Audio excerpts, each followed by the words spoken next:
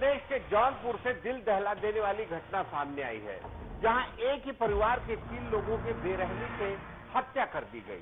जफराबाद थाना क्षेत्र के नेवादा बाईपास पर स्थित एक वेल्डिंग वर्कशॉप में बीती रात बदमाशों को एक पिता और उसके 2 बेटों के हथौड़े से कूट कर हत्या कर दी। इस खौफनाक वारदात को जिस अंदाज में अंजाम दिया गया, वो बिल्कुल पाताल लोक वेब सीरीज के कुख्यात किरदार हथौड़ा त्यागी की याद दिला देता है।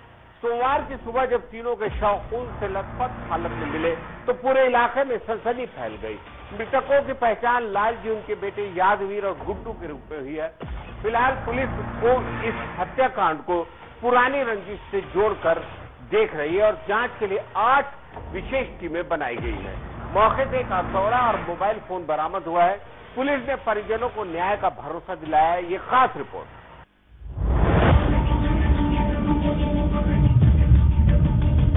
उत्तर प्रदेश के जौनपुर जिले में एक रोंगटे खड़े कर देने वाली वारदात सामने आई है, जिसने पूरे क्षेत्र को हिलाकर रख दिया।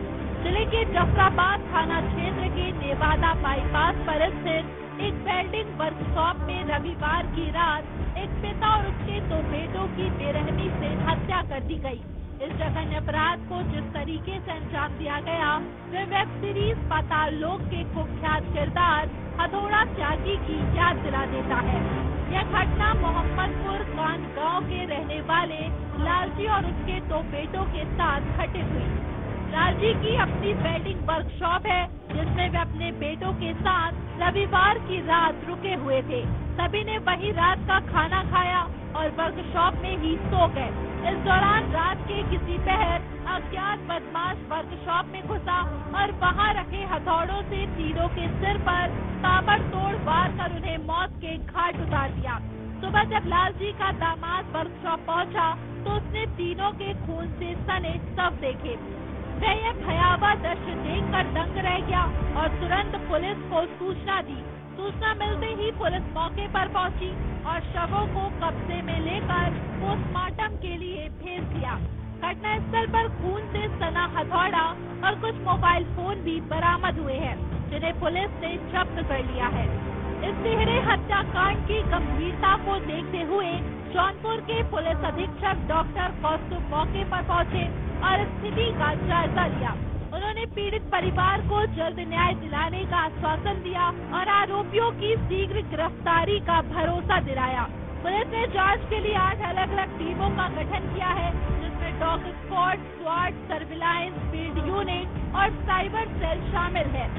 एक हैरान करने वाली बात यह भी सामने आई है कि वर्कशॉप में सीसीटीवी कैमरे लगे हुए थे, लेकिन हत्यारे जाते समय वहां से कैमरों का डीवीआर सिस्टम भी उखाड़ ले गए ताकि उनकी पहचान न हो सके।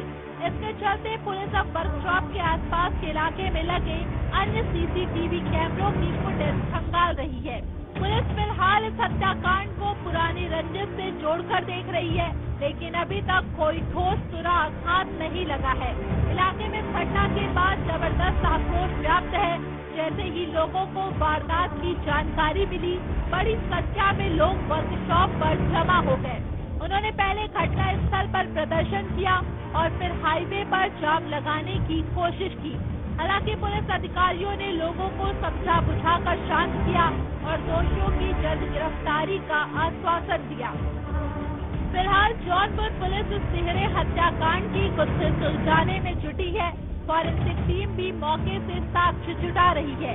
पुलिस का कहना है कि कुछ अहम सुराग उनके हाथ लगे हैं, जिनके आधार पर जल्द ही आरोपियों तक पहुंचा जा सकने में चर्चा का विषय बना हुआ है और लोग इस नृशंस हत्या पर आक्रोशित है। यह हत्याकांड न केवल एक परिवार को उजाड़ गया, बल्कि जिले की कानून व्यवस्था पर भी कई सवाल खड़े कर गया है। उम्मीद की जा रही है कि पुलिस जल्द ही इस मामले का खुलासा करेगी और दोषियों को कानून के शिकंजे में लाएगी।